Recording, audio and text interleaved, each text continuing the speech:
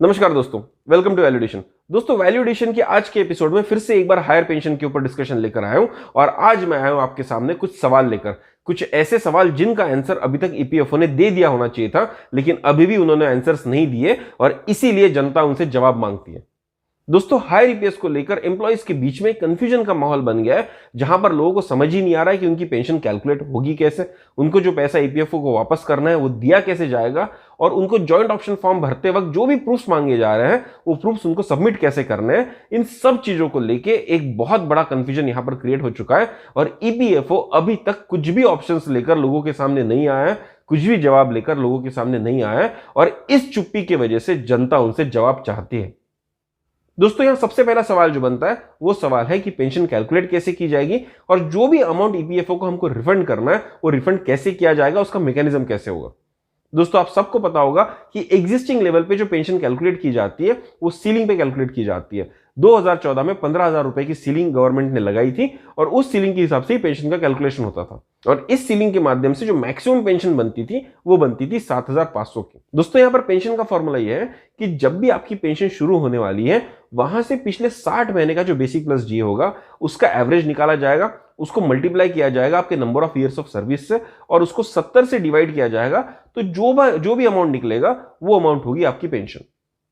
तो दोस्तों, यहां पर एक और बात होती है कि अगर किसी की 20 साल के ऊपर की सर्विस हो जाती है तो उसको 2 ईयर्स बोनस में मिलता है। मतलब फॉर एग्जांपल, अगर आपने 21 साल की सर्विस दी है तो आपका जो सर्विस ईयर का जो कैलकुलेशन होगा वो होगा 23 साल से, क्योंकि आपको 2 साल का बोनस दिया जाएगा। उसी हिसाब से अगर किसी की 33 ईयर्स की सर्विस हो चुकी है तो उसका सर्विस पीरियड माना जाएगा 35 ईयर्स का। तो दोस्तों, यहां पर जिन लोगों का सर्विस पीरियड 35 ईयर्स का हो जाएगा बोनस मिला के, उन लोगों की पेंशन जो मैक्सिमम बनती है सीलिंग के हिसाब से वो बनेगी 15,000 रुपए इंटू 35 ईयर्स बाय 70, जो होगी 7,500 रुपए। तो दोस्तों, आइडियली ऐसे लोगों को 7,500 की पेंशन मिलनी चाहिए थी, पर रियलिटी में उनको 7,500 की पेंशन नहीं मिल रही है, उनको बहुत कम पेंशन मिल रही है और इसका जो रीजन है वो है नंबर ऑफ ईयर्स के सर्विस कैलकुलेशन में।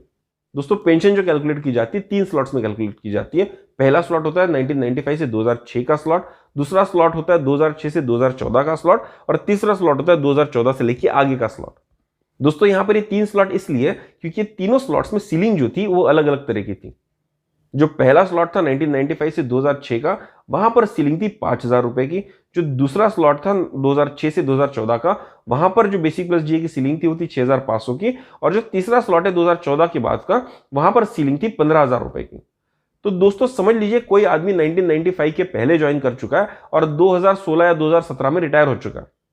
तो उसकी जो पेंशन कैलकुलेट की जाती थी वो कैलकुलेट की जाती थी 1995 से लेकर 2006 तक, मतलब कि 11 साल। उसको मल्टीप्लाई किया जाता था 5,000 से और डिवाइड किया जाता था 70 से, फिर उसमें ऐड किया जाता था अगले पीरियड का कैलकुलेशन। अगले पीरियड का कैलकुलेशन कैसा होगा, 2006 से लेकर 2014 तक का जो सीलिंग था वो था 6,500 का। 6,500 का multiplied by number of years of service, जो होंगे तकरीबन 8 साल, 2014 से लेकर 2006 तक। तो 6,500 इंटू 8 डिवाइड बाय 70। अब इसमें और एक पीरियड ऐड किया जाएगा जो होगा 2014 के बाद का, और वो पीरियड कैसा कैलकुलेट किया जाएगा, समझ लीजिए कोई आदमी 2017 में रिटायर हुआ है तो 2017 से लेकर 2014 तक, मतलब कि 3 साल, उसको मल्टीप्लाई किया जाएगा 15,000 से और डिवाइड किया जाएगा 70 से, और उसके बाद ये तीनों पीरियड की जो पेंशन बनती है उसको ऐड किया जाएगा और फाइनल पेंशन आपको दी जाएगी, और ये किसी भी हालत में 7,500 तक नहीं रीच कर पाती। तो दोस्तों, ये जो complication existing ceiling based pension के ऊपर है, उसी तरह के कॉम्प्लिकेशंस होने की संभावना है जब हायर पेंशन दी जाएगी, और इसीलिए जनता यहां पर जवाब मांगती है कि ईपीएफओ क्यों सामने नहीं आ रहा इन सब कैलकुलेशंस को लेके कि एक्चुअल तरह में पेंशन दी कैसे जाएगी। दोस्तों, यहां पर जनता उम्मीद लगाकर बैठी है कि उनको तकरीबन लाख रुपए तक की पेंशन मिल सकती है, लेकिन अगर इस तरह के कैलकुलेशन लगाए जाएंगे तो वो पेंशन कभी भी लाख रुपए तक नहीं पहुंच सकती, और इस तरह के कैलकुलेशन की वजह से जब पेंशन कम होगी तो उसकी जो रिकवरेबिलिटी का जो पीरियड होगा वो बहुत लंबा हो जाएगा। तो यहां पर जरूरत है कि पेंशन का कैलकुलेशन कैसे होगा इसके ऊपर क्लैरिटी लाए। दूसरी चीज, जो भी पैसा लोगों को वापस करना है हायर ईपीएस लेने के लिए, उसका कैलकुलेशन किस तरह से होगा, उसका एक सैंपल डेमो देने की ईपीएफओ को जरूरत है। और दोस्तों, ये जो डेमो दिया जाएगा इसको एज ब्रैकेट के हिसाब से दिया जाए। आप चाहे तो सैंपल डेमो ले सकते हैं कुछ ऐसे आदमी का जो ऑलरेडी रिटायर हो चुका है, कुछ ऐसे आदमी का जो 2030 तक रिटायर होने वाला है, जो 2040 तक रिटायर होने वाला है, और जो 2045 या 50 तक रिटायर होने वाला है। अगर ऐसे 3-4 केसेस ईपीएफओ ने दे दिए कि रिफंड कैलकुलेशन किस तरह से होगा, तो जनता को बहुत मदद होगी। और दोस्तों मैं आपको बता दूंगा, फरवरी के महीने में जो ईपीएफओ ने सर्कुलर निकाला था हायर पेंशन को लेकर, जहां पर उन्होंने बताया था कि एक लिंक दी जाएगी जिसको क्लिक करके आप जॉइंट ऑप्शन फॉर्म सबमिट कर सकते हैं, उसी सर्कुलर में उन्होंने मेंशन भी किया था कि ईपीएफओ जल्दी एक सर्कुलर लेके आएगा जहां पर बताया जाएगा कि पेंशन कैलकुलेट कैसे की जाएगी और कॉर्पस अमाउंट रिफंड कैसे किया जाएगा। लेकिन 1 महीने से ऊपर का समय निकल चुका है और ईपीएफओ ने अभी भी इस चीज के ऊपर कोई सर्कुलर नहीं लाया, कोई क्लैरिटी नहीं दी है। इसीलिए दोस्तों पहला सवाल जो जनता ने ईपीएफओ को पूछना चाहिए वो यही है कि पेंशन आप कैलकुलेट कैसे करेंगे, क्या उसके ऊपर स्लॉट बेसिस लगाया जाएगा, और जो भी पैसा हमको गवर्नमेंट को वापस करना है, ईपीएफओ को वापस करना है, वो किस तरह से किया जाए, उसके मैकेनिज्म के ऊपर क्लैरिटी देकर ईपीएफओ आ गया है। दोस्तों दूसरा और बहुत अहम सवाल यहां पर एक खड़ा होता है कि जो लोग रिटायर हो चुके हैं वो लोग अगर हायर पेंशन के लिए ऑप्ट करेंगे तो क्या उनको एरियस दिया जाएगा। एक केस के तौर पर समझाना चाहूं, कोई आदमी अगर 2020 में रिटायर हो चुका है तो उसकी पेंशन ऑलरेडी स्टार्ट हो चुकी होगी और ऑलमोस्ट 2 साल से उसको पेंशन मिल रही होगी। और दोस्तों ये जो पेंशन होगी ये होगी सीलिंग बेस्ड पेंशन, जो बहुत कम अमाउंट होता है।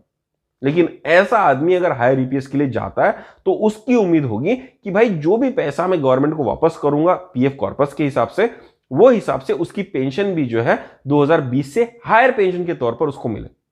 और जब 2020 से उसको पेंशन मिले तो 2020 से लेके जनवरी 2023 तक का या जहां से भी पेंशन शुरू होगी वहां तक का एरियस भी उसको मिलना चाहिए। अब दोस्तों एरियस यहां पर क्यों इंपॉर्टेंट हो जाता है मैं आपको बताना चाहूंगा। दोस्तों मैंने एक वीडियो बनाया था जहां पर एक रफ कैलकुलेशन मैंने 3 केसेस के लिए बताया था। कुछ ऐसे लोगों के लिए जो ऑलरेडी रिटायर हो चुके हैं या अगले 2-3 साल में रिटायर होने वाले, कुछ ऐसे लोग जो 2038 में रिटायर होने वाले, कुछ ऐसे लोग जो 2045 के आसपास रिटायर होने वाले। इन लोगों के लिए मैंने मोटा मोटा तौर पर एक कैलकुलेशन बताया था। अगर दोस्तों वो कैलकुलेशन आप देखना चाहते हैं तो ऊपर दिए गए लिंक पे आप क्लिक कर सकते हैं, आप वो वीडियो देख पाएंगे, या तो इस वीडियो के एंड में भी मैंने एंड स्क्रीन में एक लिंक दी गई होगी जहां पर आप जाकर वो कैलकुलेशन देख सकते हैं। दोस्तों ये जब कैलकुलेशन मैं कर रहा था तो मुझे एक बात समझ में आई कि जो लोग ऑलरेडी रिटायर हो चुके हैं उनको अगर अपना रिटर्न किया हुआ कॉर्पस किसी तरह से रिकवर करना है तो उसके लिए तकरीबन उनको 5 से 6 साल का पीरियड चाहिए होगा। मतलब जब से उनकी पेंशन स्टार्ट होगी वहां से अगर वो 5 से 6 साल भी जिंदा रह जाते हैं तो जितना पैसा उन्होंने ईपीएफओ को वापस किया होगा वो पूरा पैसा उनको वापस मिल जाएगा। और ये तब होगा जब उनको पेंशन के ऊपर एरियस मिले। अगर दोस्तों समझिए कोई आदमी 2016 या 2017 में रिटायर हो चुका होगा तो जब वो हायर पेंशन का कॉर्पस सरकार को वापस करेगा, उसके बाद जैसे ही सरकार एरियस के साथ में पेंशन देना शुरू करेगी तो पहले महीने में ही हो सकता है कि उसको सारा पैसा एरियस के फॉर्म में वापस मिल जाए जो वो ईपीएफओ को वापस देने वाला। समझ लीजिए मोटा मोटा तौर पे अगर कोई आदमी 9 से 10 लाख रुपए वापस दे रहा है और उसको तकरीबन 30 से 40 हजार की पेंशन यहां पर मिलने वाली है और करंट टाइम्स में उसको ऑलमोस्ट 3 से 4 हजार की पेंशन मिलने वाली है, तो उसको जो डिफरेंस होगा हर महीने का वो होगा 26,000 रुपए का। और ये 26,000 रुपए का जब उसको 5 से 6 साल का एरियस मिलेगा तो उसी में उसके 8 से 9 लाख रुपए कवर हो जाएंगे। मतलब जो पैसा वो वापस करेगा तुरंत एरियस के फॉर्म में जैसी ही पेंशन लागू होगी उसको पूरा पैसा वापस मिल जाएगा। और दोस्तों जो भी लोग सुपर एन्युएट हो चुके, रिटायर हो चुके, उन सबको ईपीएफओ से एरियस की उम्मीद है। और दोस्तों यहां पर सवाल इसलिए भी इंपॉर्टेंट हो जाता है कि जिन लोगों को 5 से 6 साल रिटायर होकर हो चुके हैं उन लोगों के हाथ में आज पैसा नहीं है, उन्होंने उनके पीएफ का पैसा कहीं ना कहीं इन्वेस्ट कर दिया था, उनको वो कैश अभी अरेंज करनी पड़ेगी और हो सकता है कि उनको लोन लेकर वो कैश अरेंज करनी पड़े। तो यहां पर अगर उनको इस बात की क्लैरिटी आ जाती है कि उनको एरियस मिलने वाला है तो वो लोन लेने के बारे में सोच सकते हैं, क्योंकि जो लोन का पीरियड होगा वो हार्डली 3 या 4 महीने का होगा। क्योंकि जैसे ही वो लोन का अमाउंट लेकर ईपीएफओ को कॉर्पस अमाउंट वापस करेंगे वैसे ही उनको एरियस इमीडिएटली मिल जाएगा और उससे वो अपना लोन चुकता कर आगे की पेंशन का फायदा उठा सकते हैं। तो दोस्तों ये जो सवाल मैं एरियस का यहां पर उठा रहा हूं इस चीज का फाइनेंशियल इंप्लीकेशन है उन लोगों के लिए जो ऑलरेडी रिटायर हो चुके हैं और ईपीएफओ को यहां पर संवेदना रखकर इस सवाल का उनको आंसर देना चाहिए। दोस्तों तीसरा सवाल जो यहां पर मैं पूछना चाहता हूं उस सवाल का रिलेवेंस बनता है जॉइंट ऑप्शन फॉर्म सबमिशन की प्रोसेस के साथ। दोस्तों आप सबको पता होगा ईपीएफओ ने अपने पोर्टल के ऊपर में एक लिंक दे दिया है जो 3 मई तक वैलिड रहेगा। आप चाहे तो इस लिंक के ऊपर जाकर क्लिक कर सकते हैं, अपना जॉइंट ऑप्शन फॉर्म सबमिट कर सकते हैं, अपनी हायर पेंशन क्लेम कर सकते हैं। लेकिन दोस्तों जब आप ऑनलाइन फॉर्म सबमिट करने जाएंगे तो आपके सामने 2-3 दिक्कतें ऐसे आ जाएंगी जिसकी वजह से आपका फॉर्म सबमिशन का पूरा प्रोसेस हॉल्ट पर आ जाएगा। और दोस्तों 3 दिक्कतें इस तरह से कि आपको ये फॉर्म सबमिट करते वक्त 3 डॉक्यूमेंट अपलोड करना है। दोस्तों यहां पर जो आपको डॉक्यूमेंट मांगे जाएंगे उसमें से 2 डॉक्यूमेंट होंगे प्रूफ्स। और दोस्तों प्रूफ है किस चीज का? पहला डॉक्यूमेंट ये कहता है कि जब सीलिंग हुआ करती थी 5,000 रुपए की, उस टाइम पे जब आपके एम्प्लॉयर कंट्रीब्यूट करते थे पीएफ में, तो क्या वो एक्चुअल बेसिक प्लस जे पे कंट्रीब्यूट करते थे?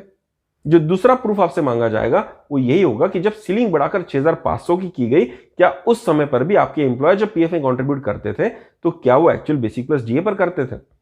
और दोस्तों तीसरा डॉक्यूमेंट जो आपको मांगा जाएगा वो होगा अंडरटेकिंग। ये अंडरटेकिंग में आपको लिख कर देना होगा कि जब भी ईपीएफओ मुझसे रिफंड अमाउंट मांगेगा हायर ईपीएस के लिए, जो भी कॉर्पस मुझे रिफंड करना है वो कॉर्पस में रिफंड करने के लिए तैयार हूं। दोस्तों यहां पर ईपीएफओ ने किसी भी तरह का कोई भी फॉर्मेट यहां पर दिया नहीं है, तो लोगों को बात समझ ही नहीं आ रही कि वो जो 2 प्रूफ सबमिट करने वो कैसे करे, वो जो अंडरटेकिंग देनी है उसका फॉर्मेट क्या होगा, और इसके वजह से वो जॉइंट ऑप्शन फॉर्म भर ही नहीं पा रहे।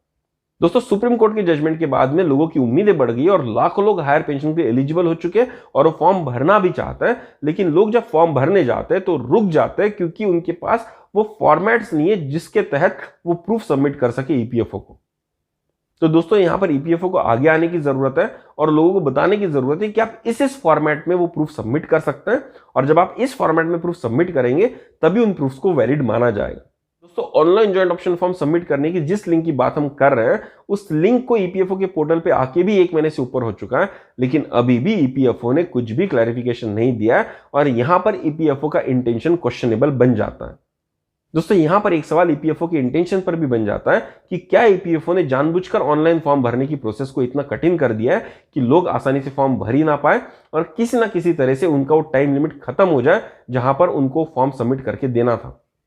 और अगर ईपीएफओ का इस तरह का इंटेंशन नहीं है तो उनको क्लैरिफिकेशन देने की जरूरत है, जनता को फॉर्मेट्स देने की जरूरत है जिसके तहत वो प्रोसेस आसानी से खत्म हो सके, जिसके तहत लोग अपना ऑनलाइन क्लेम आसानी से कर सके। दोस्तों मैं यहां पर उम्मीद करता हूं कि जो क्वेश्चन ईपीएफओ से मैं पूछने की कोशिश कर रहा हूं वो आपको रिलेवेंट लग रहे होंगे और आप सबके दिल में भी इसी तरह के क्वेश्चन पॉपअप कर रहे होंगे, लेकिन कोई ईपीएफओ को सवाल नहीं पूछ पा रहा है क्योंकि कोई मैकेनिज्म नहीं है, और इसीलिए मैंने वीडियो बनाया ताकि हम ईपीएफओ से किसी माध्यम से कोई ना कोई सवाल पूछ सके। तो दोस्तों अगर आप चाहते हैं कि इन सब सवालों का जवाब मिले तो आप इस वीडियो को शेयर कीजिए ताकि किसी ना किसी तरह से ये वीडियो ईपीएफओ ऑफिशियल्स के पास पहुंच जाए और शायद इस वीडियो के चलते उनके मन में एक जागरूकता पैदा हो और लोगों की मदद करने के लिए ईपीएफओ आ गया है।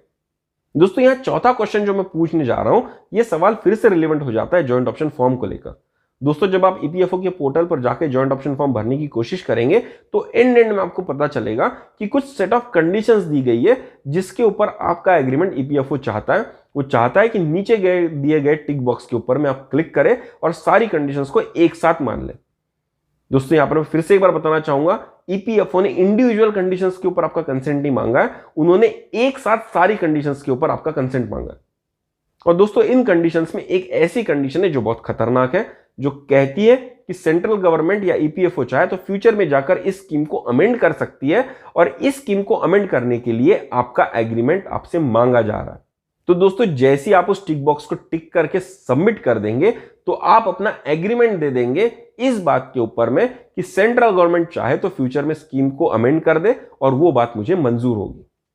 अब दोस्तों जब आप किसी से कोई कंडीशन पे साइन करवा रहे हैं तो कम से कम वो कंडीशन किस तरह की हो सकती है, उसके थोड़े बहुत परमुटेशन कॉम्बिनेशन सरकार को आपके साथ शेयर करने चाहिए। जहां तक मेरा फाइनेंशियल सेंस कहता है, हायर पेंशन की जो स्कीम है दोस्तों, ये ईपीएफओ के लिए फाइनेंशियल वायबल नहीं होगी। तो हो सकता है फ्यूचर में जाके ईपीएफओ स्कीम को अमेंड कर दे। अमेंड कुछ इस तरह से किया जाता है कि आपके पेंशन के ऊपर कुछ सीलिंग डाल दिया जाएगा। समझ लीजिए आप एक्सपेक्ट कर रहे हैं कि आपको 2 लाख रुपए पेंशन मिलने वाली है और सरकार ये डिक्लेयर कर देगी कि किसी को भी 1 लाख के ऊपर पेंशन नहीं मिलेगी। हो सकता है सामने जाके पेंशन का फॉर्मूला चेंज कर दिया जाए, जहां पर अभी बोला जाता है कि 60 महीने का बेसिक प्लस जे का एवरेज लिया जाएगा, वहां पर हो सकता है सरकार बोले हम 100 महीने का लेंगे या 80 महीने का लेंगे। इसके वजह से आपकी पेंशन बहुत हद तक कम हो सकती है। हो सकता है जो डिवीजन का फैक्टर है 70 का, वो बदलकर कुछ 100 का कर दिया जाए। तो दोस्तों ऐसे बहुत सारे इफ्स एंड बट्स है जिसके तहत गवर्नमेंट चाहे तो आपकी पेंशन किसी भी तरह से कम कर सकती है फ्यूचर में, और उसी चीज के लिए आपका एग्रीमेंट अभी मांगा जा रहा है। लेकिन दोस्तों यहां पर एक बहुत इंपॉर्टेंट सवाल आता है कि आज जो भी कॉर्पस ईपीएफओ मुझसे वापस लेने वाला है हायर पेंशन के लिए, वो तो फिक्स्ड है, लेकिन फ्यूचर में जाके अगर ईपीएफओ ने कुछ फॉर्मूले बदल दिए और मेरी पेंशन कम हो जाती है तो मेरा जो रिकवरेबिलिटी का जो कैलकुलेशन था वो पूरी तरह से डैमेज हो जाता है, पूरी तरह से गलत हो जाता है।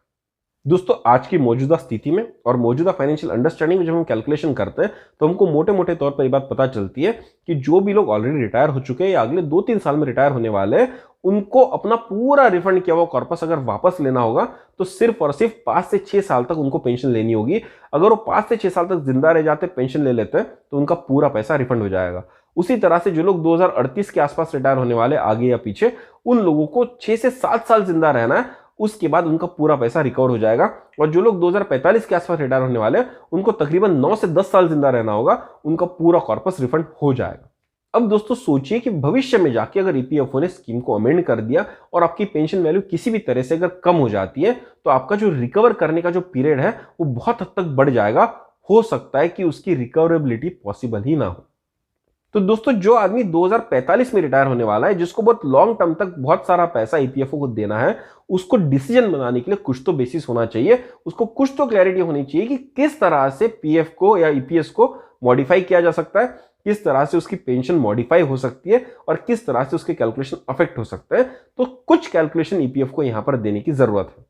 दोस्तों मैं यहां पर बताना चाहूंगा, मैं इस चीज के लिए ऑब्जेक्शन नहीं उठा रहा हूं कि ईपीएफओ स्कीम को अमेंड नहीं कर सकती, क्योंकि उसका एग्रीमेंट तो फॉर्म भरते वक्त तो मुझसे ले लेंगे, लेकिन किस तरह के अमेंडमेंट हो सकते हैं उसके कुछ सिनारियो ईपीएफओ खुद होकर लोगों को समझाए तो लोगों को डिसीजन लेने में बहुत आसानी होगी। दोस्तों मेरा 5वां सवाल जो है वो उन लोगों से रिलेटेड है जिन्होंने मल्टीपल ऑर्गेनाइजेशंस में काम किया था। अब दोस्तों एक केस पकड़ते हैं कि किसी ने अगर 35 साल की सर्विस में 2 जॉब्स में काम किया है। जो उसका पहला जॉब था वहां पर उसने 20 साल दिए हैं और वहां पर जो कंपनी का पीएफ कंट्रीब्यूशन होता था वो सीलिंग बेस पर दिया जाता था। लेकिन दोस्तों जब उसने जॉब शिफ्ट की और अगले 15 साल की सर्विस की, तो वहां पर जो उसका कंपनी का पीएफ कंट्रीब्यूशन था वो एक्चुअल बेसिक प्लस जे पर दिया जाता था। अब दोस्तों इसका रिवर्स केस भी हो सकता है कि पहली जॉब में आपका एक्चुअल बेसिक प्लस जे पर कंपनी कंट्रीब्यूशन होता था और दूसरी जॉब में आपका जो पीएफ कंट्रीब्यूशन होता था कंपनी का, वो सिर्फ सीलिंग बेस पर होता था। तो दोस्तों ऐसे जो कॉम्प्लिकेटेड केसेस है, यहां पर कैलकुलेशंस कैसे होंगे, क्या ये सब लोग एलिजिबल होंगे या नहीं होंगे, या और होंगे तो कितने पीरियड के पेंशन के लिए होंगे, इन सब के ऊपर क्लैरिटी ईपीएफओ को देनी चाहिए। दोस्तों जब हम मल्टीपल जॉब सिनेरियो की बात कर रहे हैं तो इसी से मेरा 6th क्वेश्चन भी पॉपअप होता है। मेरा 6वां क्वेश्चन ये है कि किसी ने अगर डिफरेंट ऑर्गेनाइजेशंस में काम किए और उसका जो ईपीएस का डाटा था वो सही तरह से ऑर्गेनाइजेशन टू ऑर्गेनाइजेशन फ्लो नहीं हुआ, तो उसका क्या होगा। समझ लीजिए किसी ने पहले 10 साल एक ऑर्गेनाइजेशन में काम किया, फिर 15 साल एक ऑर्गेनाइजेशन में काम किया और लास्ट के 5 साल उसने किसी एक ऑर्गेनाइजेशन में काम किया, लेकिन पहले 10 साल का जो ईपीएस का डेटा है वो सही तरह से फ्लो होकर नेक्स्ट एम्प्लॉयर्स के पास नहीं गया है। तो दोस्तों उसका लिंकिंग कैसे किया जाए, और वो लिंकिंग अगर नहीं होगा तो उसके जो 10 साल सर्विस पीरियड में से माइनस हो जाएंगे, उसका जो नुकसान होगा उसको रिकवर कैसे किया जाए। क्योंकि इन सारी केसेस में एम्प्लॉय की कोई गलती नहीं है, ये एक सिस्टमिक फ्लॉ है और इस पूरी सिस्टमिक प्रोसेस में अगर कोई कॉमन एंटिटी है तो वो है ईपीएफओ। क्योंकि एम्प्लॉयर तो बदलते रहे लेकिन जो ईपीएस का पैसा था वो कंटिन्यूअसली ईपीएफओ के पास गया है, और ईपीएफओ ही इसलिए सबसे बेस्ट ऑर्गेनाइजेशन है जो इस प्रॉब्लम को टैकल कर सकती है, सॉल्व कर सकती है। तो ईपीएफओ से मेरी गुजारिश रहेगी कि ऐसे क्रिटिकल केसेस पे थोड़ी सी कमेंट्री दे, थोड़ा सा क्लैरिफिकेशन दे, ताकि लोगों में थोड़ा सा कॉन्फिडेंस बन सके कि उनका पैसा सेफ है, कहीं नहीं जाने वाला। दोस्तों जब हम सवालों की बात कर रहे हैं तो सवाल सिर्फ एम्प्लॉयज के मन में नहीं है, एम्प्लॉयर्स के मन में भी है। तो चलिए डिस्कस करते हैं कुछ ऐसे सवाल जो एम्प्लॉयर्स को परेशान कर रहे हैं। दोस्तों एम्प्लॉयर्स के पॉइंट ऑफ व्यू से देखा जाए तो पहला सवाल यही बनता है कि जो भी ऑनलाइन जॉइंट ऑप्शन फॉर्म भरा जाएगा क्या वो एम्प्लॉयर्स के थ्रू रूट किया जाएगा, और अगर वो रूट किया जाएगा तो एम्प्लॉयर किस बेसिस पे उसका वेरिफिकेशन करेगा, वो फॉर्म एक्सेप्ट करना है, रिजेक्ट करना है, ये किस बेसिस पे किया जाएगा, इसके लिए ईपीएफओ को क्लैरिटी देने की जरूरत है। और अगर एक बार फॉर्म वेरिफिकेशन पूरी तरह से हो जाता है तो जो लोग सुपर एन्यूट हो चुके हैं, जो लोग ऑर्गेनाइजेशंस को छोड़ चुके हैं, जो भी एम्प्लॉयर्स के साथ में कॉन्टैक्ट कम बना के रखे हुए हैं, ऐसे लोगों का कॉर्पस अगर रिफंड करना है तो वो किस तरह से लिया जाए। क्या एम्प्लॉयर ने वो कॉर्पस फंड रिटायर्ड एम्प्लॉय से खुद कलेक्ट करके फिर ईपीएफओ को देना है, या ईपीएफओ एक लिंक दे देगा जहां पर रिटायर्ड एम्प्लॉय चाहे तो खुद जाकर पैसा भर सकता है। दोस्तों वैसे तो ये सवाल सब ऑर्गेनाइजेशंस के लिए कॉमन है, लेकिन ये सवाल उन ऑर्गेनाइजेशंस को ज्यादा अफेक्ट करेंगे जो एग्जाम कैटेगरी में आते हैं, जो खुद का पीएफ ट्रस्ट मेंटेन करते हैं। क्योंकि उनके जो करंट एम्प्लॉय है उनका डेटा तो उनके पास पूरा है, लेकिन जो लोग रिटायर हो चुके हैं वो ऑलरेडी कॉर्पस निकाल चुके हैं, और उनसे रिकवर कैसे करना है, ईपीएफओ को पैसा वापस कैसे करना है, इसके लिए एम्प्लॉयज उनको परेशान कर रहे हैं, वो उनको जवाब मांग रहे हैं, और इसीलिए एम्प्लॉयर्स भी ईपीएफओ से जवाब एक्सपेक्ट करते हैं। दोस्तों एम्प्लॉयर साइड से एक और क्वेश्चन यहां पर यह बनता है कि जब ये पूरा प्रोसेस चलेगा, जब एम्प्लॉयज को हायर पेंशन ईपीएफओ देगा, तो क्या कोई भी फाइनेंशियल लायबिलिटी एम्प्लॉयर की तरफ आएगी, क्योंकि इसमें एम्प्लॉयर सिर्फ और सिर्फ एक फैसिलिटेटर का रोल कर रहा है, और आइडियली स्पीकिंग उनकी कोई फाइनेंशियल इंप्लीकेशन नहीं होनी चाहिए। लेकिन अगर कुछ भी चार्जेस ईपीएफओ यहां पर लेवी करना चाहता है इस प्रोसेस को कंप्लीट करने के लिए, तो उसके लिए ईपीएफओ को आगे आके क्लैरिटी देने की जरूरत है। और दोस्तों जब हम एम्प्लॉय और एम्प्लॉयर दोनों तरफ की बात कर रहे हैं तो यहां पर सबसे इंपॉर्टेंट हो जाता है ग्रीवियंस रिड्रेसल मैकेनिज्म। क्योंकि जब ये पूरा प्रोसेस फॉलो किया जाएगा तो कुछ ना कुछ गलतियां कहीं ना कहीं पर होंगी जरूर, कोई ना कोई परेशान जरूर हो रहा होगा, किसी ना किसी का ग्रीवियंस रेज जरूर होगा, और वो ग्रीवियंस रिड्रेस कैसे किया जाएगा, एड्रेस कैसे किया जाएगा, इसके लिए एक मैकेनिज्म ईपीएफओ को बनाने की जरूरत है। दोस्तों, सुप्रीम कोर्ट का जजमेंट जब 4 नवंबर 2022 को आया था, तभी डेडलाइन सेट हो गई थी कि इस प्रोसेस को कंप्लीट करने की जो डेडलाइन होगी वो 3 मार्च 2023 की होगी। लेकिन 4 महीने गुजर गए और ईपीएफओ ने डेडलाइन के एंड में, फरवरी के एंड में जाकर एक लिंक दिया, जिस लिंक में भी बहुत सारी दिक्कतें हैं। जो 4 महीने लोग परेशान हुए, उसकी कोई अकाउंटेबिलिटी कोई भी एक्सेप्ट करने को तैयार नहीं है। लेकिन अब जब उस लिंक देखकर टाइम को, डेडलाइन को एक्सटेंड कर दिया गया 3 मार्च से 3 मई तक, अभी भी कोई क्लैरिटी नहीं दी गई है कि फॉर्म भरते वक्त जो दिक्कत आ रही है, जो प्रूफ सबमिट करने, वो किस तरह से किए जाए। एम्प्लॉयर परेशान है कि एम्प्लॉयज को आंसर क्या दे, कि उनका रिफंड कैसा लिया जाएगा, उनसे पैसा कैसे कलेक्ट किया जाएगा, उनको पेंशन कैसे मिलेगी, who will facilitate the process. इन सारे क्वेश्चंस का आंसर अब जनता मांगती है। दोस्तों, जब भी कोई टेक्निकल काम होता है, जब भी कोई फाइनेंशियल काम होता है और एक all India, pan India level का काम हो रहा है, तो वहां पर एक टेक टीम सपोर्ट होना बहुत जरूरी है। और यहां पर जो सबसे इंपॉर्टेंट चीज मिसिंग है इस पूरे प्रोसेस में, वो है टेक्निकल सपोर्ट। दोस्तों, कोई प्राइवेट फर्म एक छोटा सा प्रोडक्ट भी निकालती है तो उसके लिए भी कॉल सेंटर बनाती है, और यहां तो कुछ ऐसी स्कीम है जो लाखों करोड़ों लोगों के भविष्य को अफेक्ट करने वाली है, और वहां पर ईपीएफओ की तरफ से कोई भी टेक टीम सपोर्ट नहीं दिया गया है। टेक टीम सपोर्ट तो छोड़िए, यहां पर क्लैरिटी नहीं है कि करना क्या है। और इसी तरह से अगर चीजें चलती रही तो जो डेडलाइन 3 मार्च से एक्सटेंड करके 3 मई तक कर दी गई है, वो डेडलाइन भी खत्म हो जाएगी और किसी को कोई सोल्यूशन नहीं मिलेगा, और आधे से ज्यादा लोग फॉर्म भरने से वंचित रह जाएंगे। दोस्तों, हम सब जानते हैं कि जब सरकारी काम होता है तो डॉक्यूमेंटेशन बहुत इंपॉर्टेंट होता है। अब डॉक्यूमेंट्स को अज्यूम नहीं कर सकते कि इस तरह से अगर मैं डॉक्यूमेंट सबमिट करूंगा तो शायद पास हो जाएगा। सरकार का एक फॉर्मेट होता है, और वो फॉर्मेट के साथ, उन जवाबों के साथ ईपीएफओ को अब बाहर आने की जरूरत है।